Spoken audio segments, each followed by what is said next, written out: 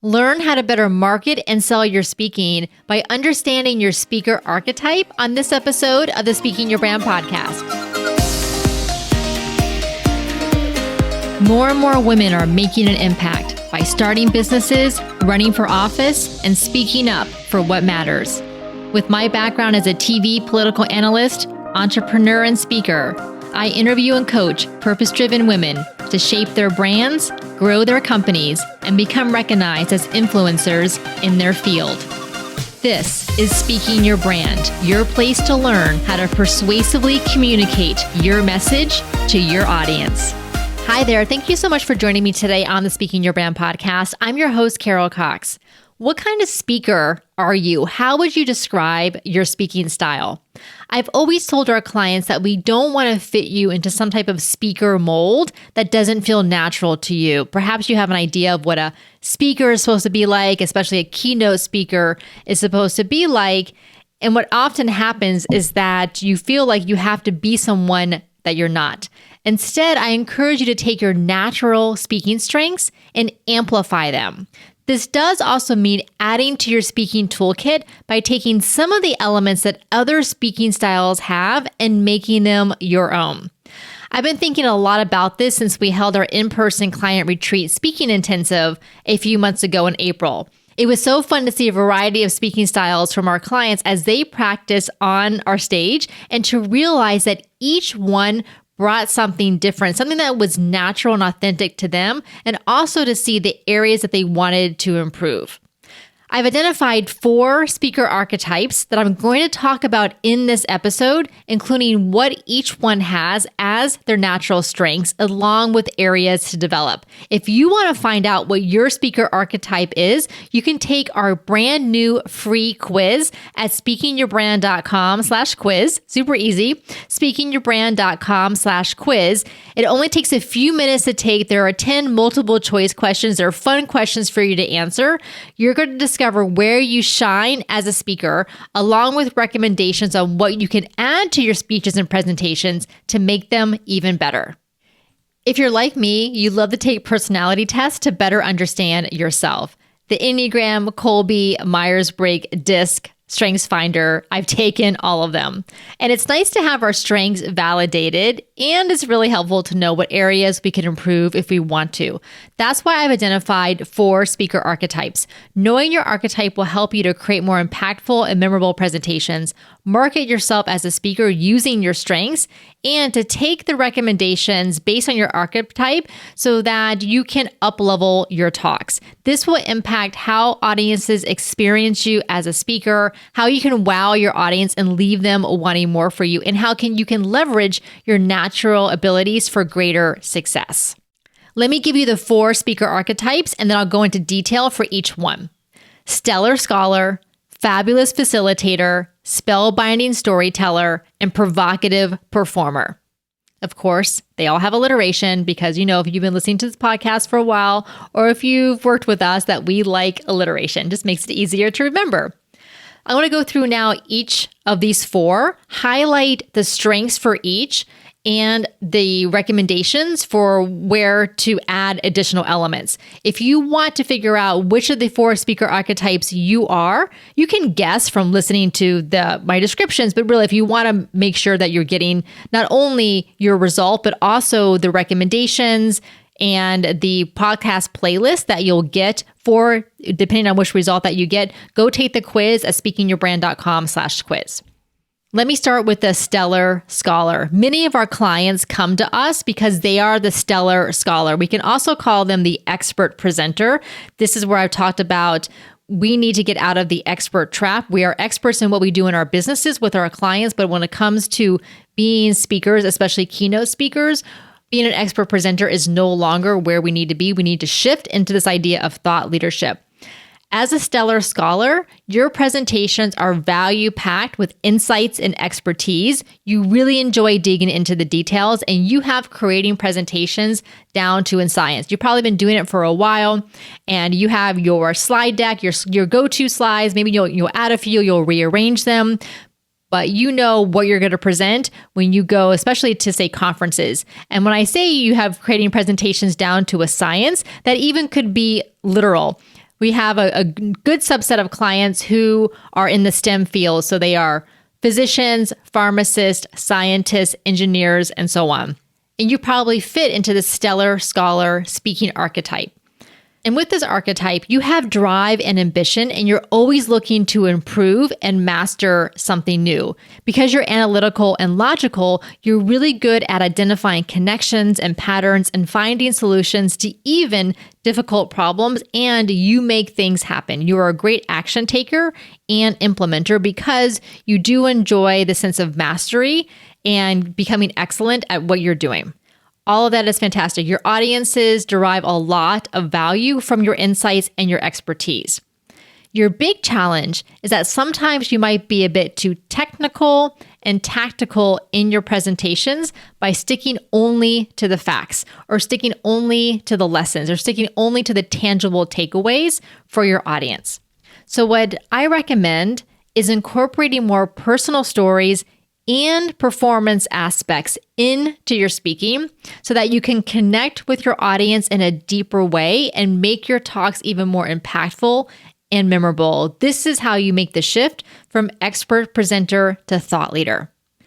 You may wonder, well, what do my personal stories have to do with what I'm sharing with my audience? I do need to share data, and I do need to share these facts and these takeaways with my audience. And yes, you can still do that.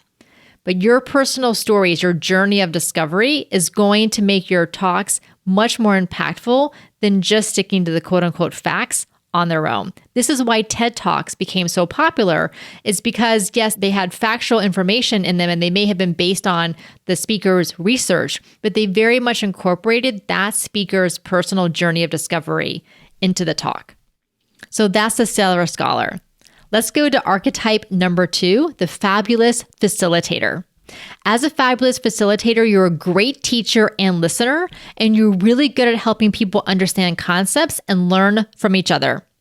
You mostly enjoy speaking to smaller groups in a workshop setting where you can encourage participation and dialogue. Your empathetic nature allows you to identify connections among people. Rather than you being the provider of the solutions, you like to help people find the solutions together. As a facilitator, your natural strengths and even your developed strengths in this area are very much appreciated when you go do workshops and trainings.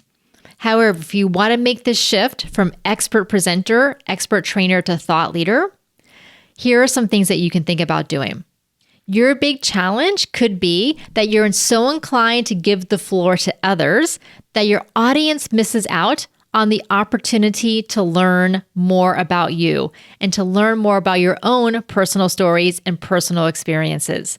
So similar to the stellar scholar, you would benefit from sharing more personal stories in your content. And this could be training content, not just keynote speaking content, but training content as well. We have many of our clients that we work with who do paid trainings for companies and organizations, and we encourage them to put some personal stories into their training content, and they are pleasantly surprised about how well it goes over.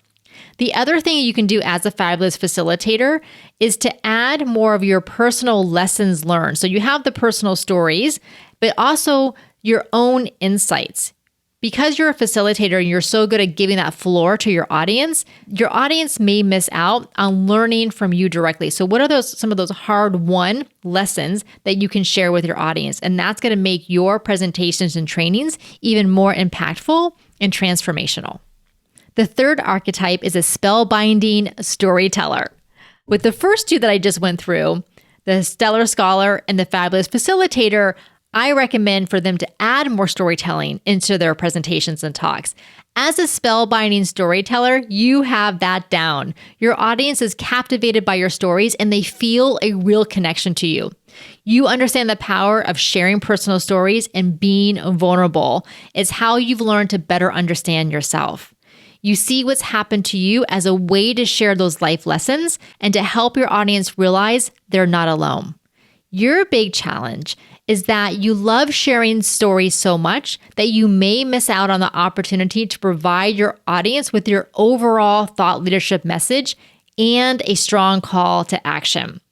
my recommendation is to share your bigger why of what matters to you and the impact you want to make on a bigger scale. This is your opportunity to universalize your personal story and connect it to your big idea. The fourth archetype is the provocative performer. You are outgoing and charismatic, and you love to put on a show. The bigger the stage, the better. You're an entertainer at heart, and you love to incorporate acting, comedy, dancing, singing, props, and multimedia into your speeches and presentations. Or if you haven't yet, you may have wanted to, but you haven't been sure if it's appropriate to do so, and I say absolutely it is. Your big challenge, though, is that you love performing so much that you may miss out on the opportunity to provide your audience with your overall thought leadership message and a strong call to action. So similar to the Fabulous Facilitator, think about sharing your bigger why of what matters to you and the impact you want to make on a bigger scale. And then use your talents to make your message memorable and actionable through your natural performing abilities. Of these four archetypes that I just shared, the Stellar Scholar, Fabulous Facilitator, Spellbinding Storyteller, and Provocative Performer, do you have a sense of which of the four you are? Now, you may be wondering if you're a bit of both, or maybe you are not sure, say in some settings you're one and in other settings you're another. That is possible. However, I will say that you most likely gravitate to one of these four naturally, as far as which one do you feel the most comfortable in, which is your go-to style. And if you take our quiz, then you're going to know which of the four results that you get. And when you do that, you're also going to get more recommendations and a hand-selected podcast playlist of episodes from the Speaking Your Brand podcast for you to listen to maximize your strengths and for these areas to add to improve your presentations and make them that much more impactful and memorable. Again, to take the quiz, and it's entirely free, go to speakingyourbrand.com/quiz. Again, that's speakingyourbrand.com/quiz. Now, you may be wondering which of these archetypes I am, which one do I identify the most with? And I would say that for the majority of my adult career, I have been the Stellar Scholar. I like information. I definitely have putting presentations together down to a science, and I love getting into the details and the insights. However, if I look back to when I was young, say elementary school, middle school, high school age, I really had a lot more of those performance aspects then that I completely abandoned or just didn't even think about when I got into speaking. Because when I got into speaking, first it was in the technology space and then more in the business and marketing space. And I just didn't think about incorporating performance aspects. But now I see how impactful that is and just how much more fun it is for me as a speaker and for the audience, and how much more that what they're learning really sticks by integrating some of these performance aspects into it. So it may be the case for you. The speaking style you have now as an adult in your career may be a certain way, but if you think back to when you were younger, maybe some of the things that you naturally did, you may find that one of the other speaking styles is one that you can definitely work on developing and add to your current speaking style. Again, not to be someone that you're not, but really to amplify it. Once you take the quiz, I would love to know which speaker archetype you are. You can reply to the email that you'll get after you get your result, or you can email me, carolcox@speakingyourbrand.com. Until next time, thanks for listening.